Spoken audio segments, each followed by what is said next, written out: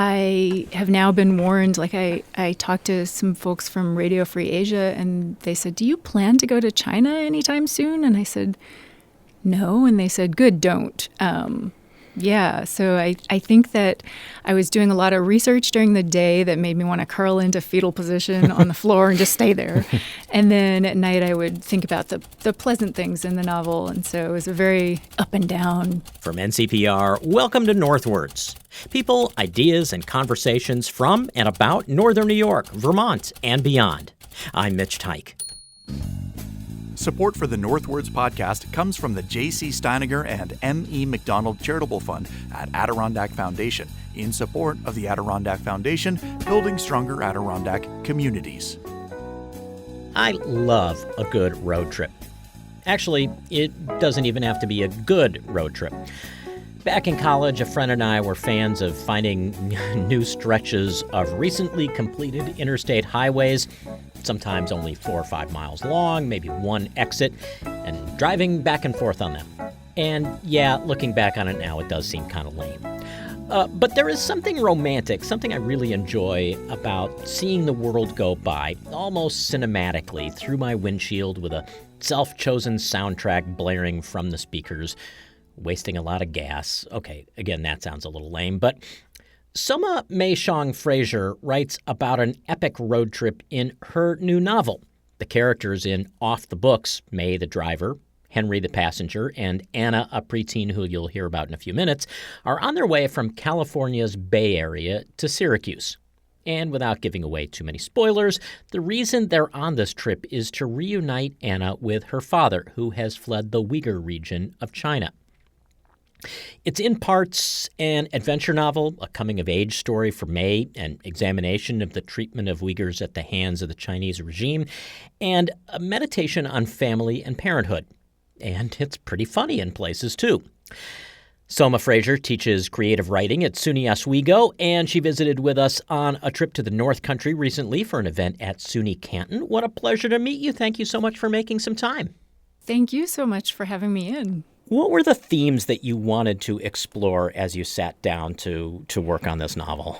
Well, I had heard about some medical tourism in China.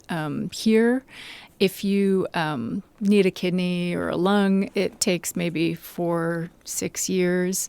China, bam, 1 day, 1 week.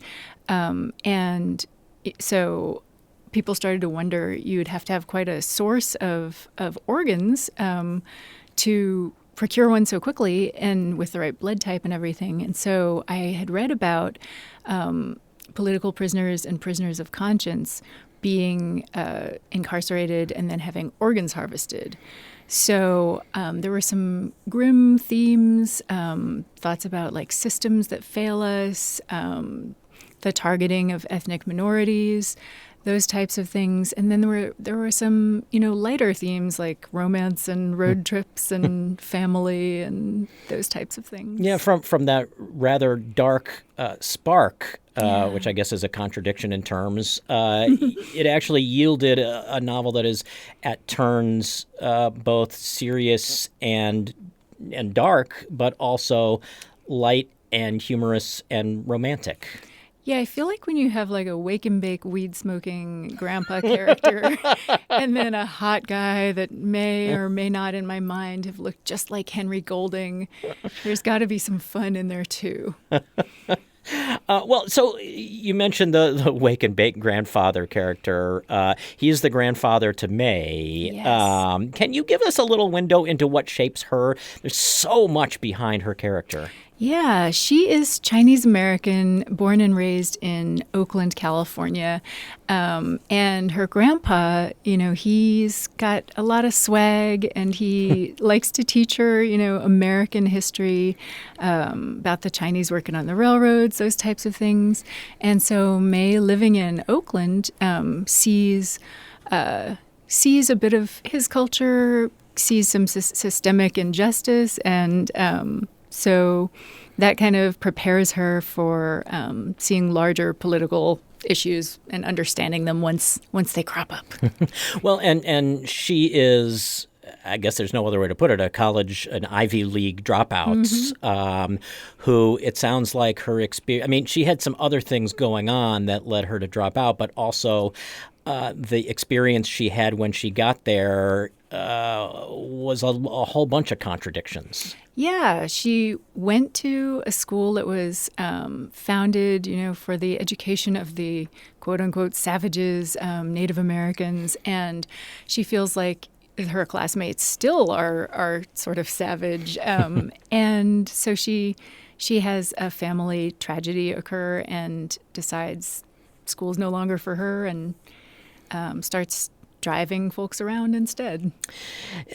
Do you see this? I mean, she's in her early 20s, so like chronologically, she's beyond childhood, but in a lot of ways, this feels like a coming-of-age novel. Yeah, I think that childhood has moved, I guess those who make tax laws agree. But yeah, so she does grow up during this story, and I think it often takes like leaving your home and going somewhere else to start that in motion, and she really starts growing up the more she sees of the world. Well, and she sees a lot of the world because it's also a road trip novel that leads us from the West all the way to upstate New York. How did your own move from San Francisco to central New York, Syracuse, Oswego, inform that aspect of this novel? That is a great question. Actually, every stop that they make on the way is one that I made with my kiddo when we moved. My kid's my road dog, and so we decided rather than fly, we would just drive across. And so we saw little towns that the internet had not reached and giant cities, and so they're in the book.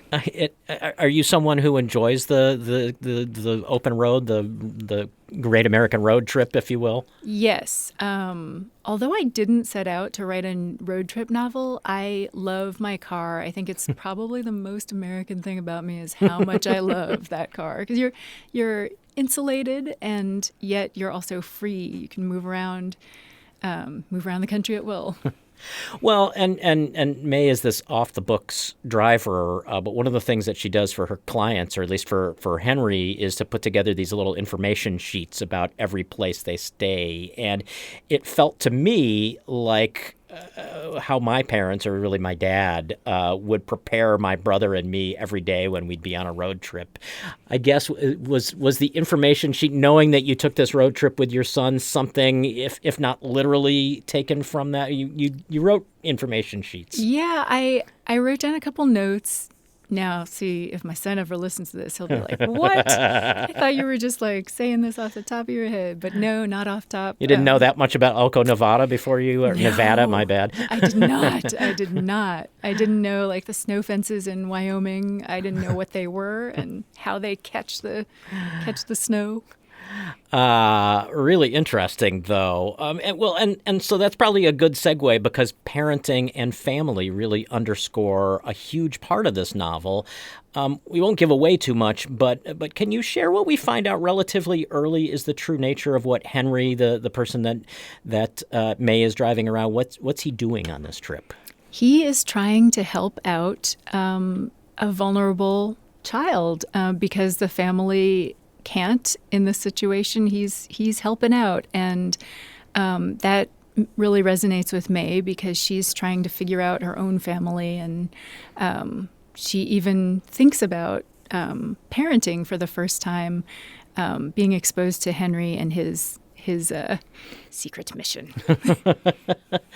Well, and at the heart of the secret mission is not just this vulnerable child, but what we learn about the circumstances that she's from, and the father that they're looking for are going through, the very real situation facing the Uyghur people in China. It can't have been easy to take that very real situation and weave it into a novel that's probably being read by a lot of people who know next to nothing about that oppression. Yeah, that's actually why I wanted to write the novel, because China, being our number one trade partner and a rising global superpower, we don't talk about this. We don't hear about it. Also, they're great with propaganda and keeping things quiet. And so I have now been warned. Like I talked to some folks from Radio Free Asia, and they said, "Do you plan to go to China anytime soon?" And I said, "No." And they said, "Good, don't."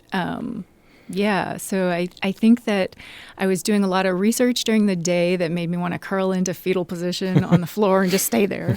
And then at night I would think about the pleasant things in the novel. And so it was a very up and down process of writing. There is some education. I mean, there must have been, I wonder if there was there an editor whispering in your ear that we need to understand this better? Because, we'll mention it. The Uyghurs are an Muslim minority within China who are sort of systematically being eliminated or re-educated or I think at one point somebody refers to this as Genocide 101. Yeah, our government declared it a genocide, and yet, we might have changed a little bit of how we interacted with the Beijing Olympics, but we still went. Right, there was a diplomatic boycott, but not an athletic boycott. Exactly. Yeah, we didn't hit him in the wallet where things hurt. So I didn't have an editor whispering in my ear about that because I too was sort of learning about the situation as I researched it and wrote. And I actually I wanted to speak with a Uyghur novelist named Perat Tursun. But he had been disappeared by the government. So I did a lot of research on my own and learned with the characters in the book. Well, and one of the characters is a professor and a writer who is coming to terms with just how exposed he is by being outspoken on this issue. Do you feel like that now? I mean, you mentioned the interview with the Radio Free Asia and the caution not to go to China anytime soon, but sitting in northern New York, is there a feeling of exposure that you feel now or you did as you were writing? Absolutely. Exposure / fear. The Chinese government is very formidable, and they have, folks have been threatened, and when I did the interview with Adil of Radio Free Asia, she was the only one of her Uyghur reporter colleagues who hadn't had someone back in Xinjiang disappeared by the government from the family. And the only reason, perhaps, that is true of her is that her mom happened to be visiting her in Washington, D.C. When things started really popping off in China. And she just stayed. So now she lives with her mom. Her dad's still back in China, and we'll see. I think the other thing that stays with us throughout the course of this book, and we touched on it already, is parenthood, but more broadly, the things that parents do for the sake of their children, but also for the sake of themselves. How did your own parenthood shape and underscore those kinds of themes in this book? I never thought that I would be a helicopter parent. Never really thought I'd be a parent at all. I was like, dogs are cuter. They've got fur. But once I had my kid, I realized I would go to great lengths to protect this tiny human being. And so some of the things in the story that seem, maybe more surreal and seem to be things that one couldn't fathom doing, I think the parents maybe can fathom doing. And those are things that I actually drew from news stories, et cetera. So, yeah, just being a parent taught me how much you're willing to put on the line for your kid, and also like the compromises that you might have to make as someone who's, an individual, a spouse, or partner, and a parent.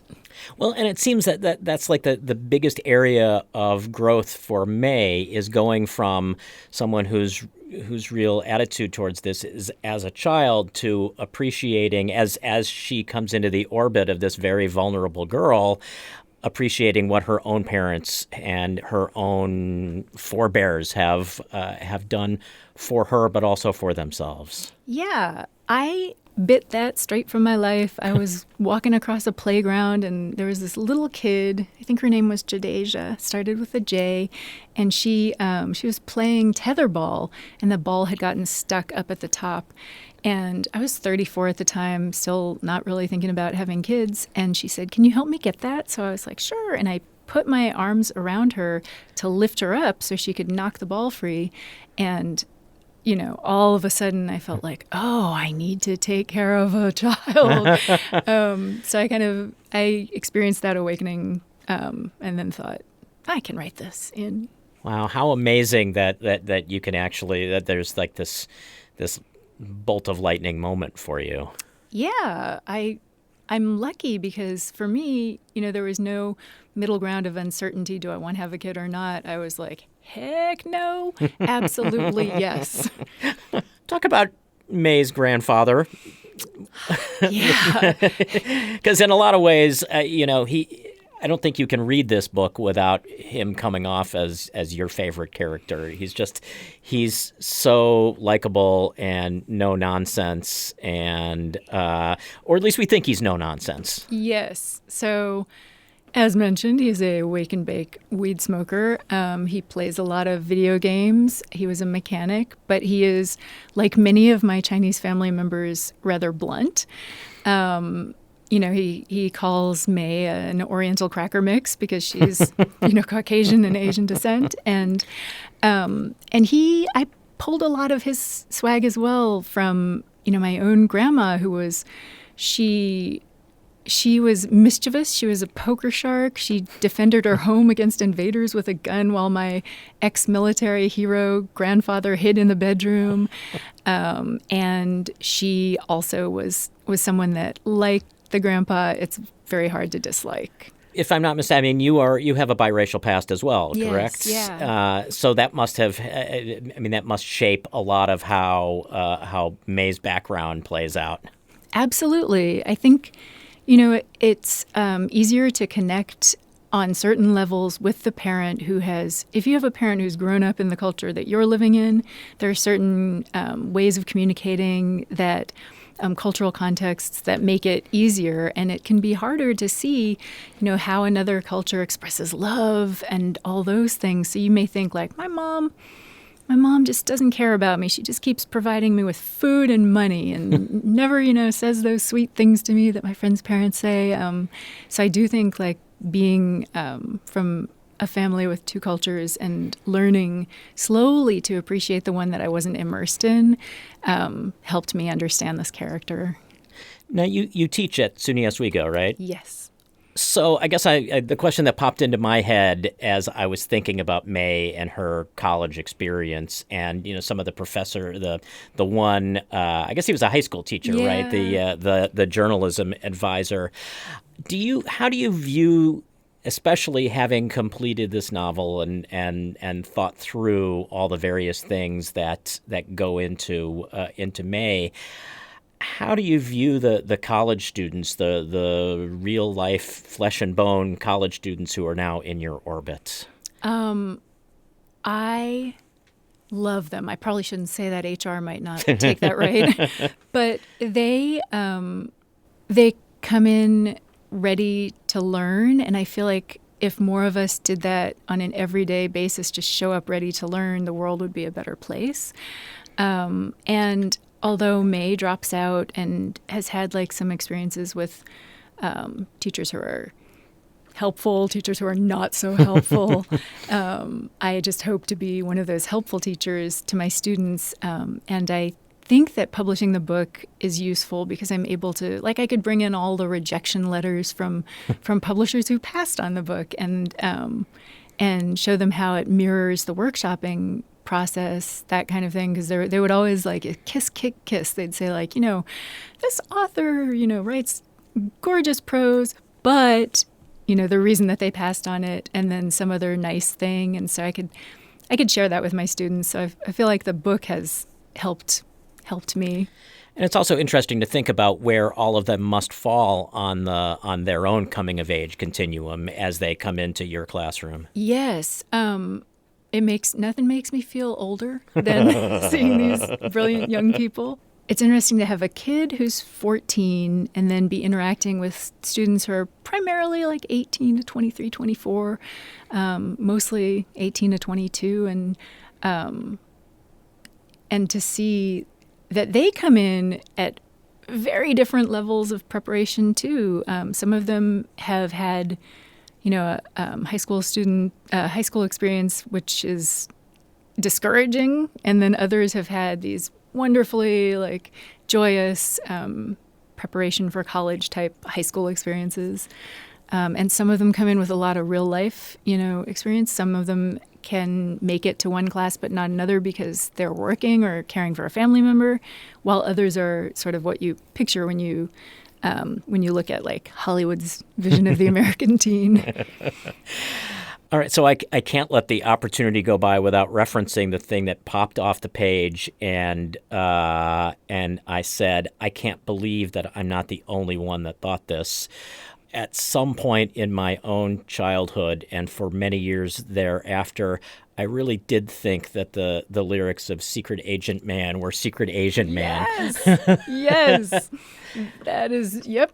Absolutely. I heard that song and I was like, it's pretty cool to be Asian. Can be the secret Asian man, but I was so disappointed when it's just any old agent. Well, and as you get older, you can think of it as Secret Aging Man. Yes. Yes, we all become that eventually.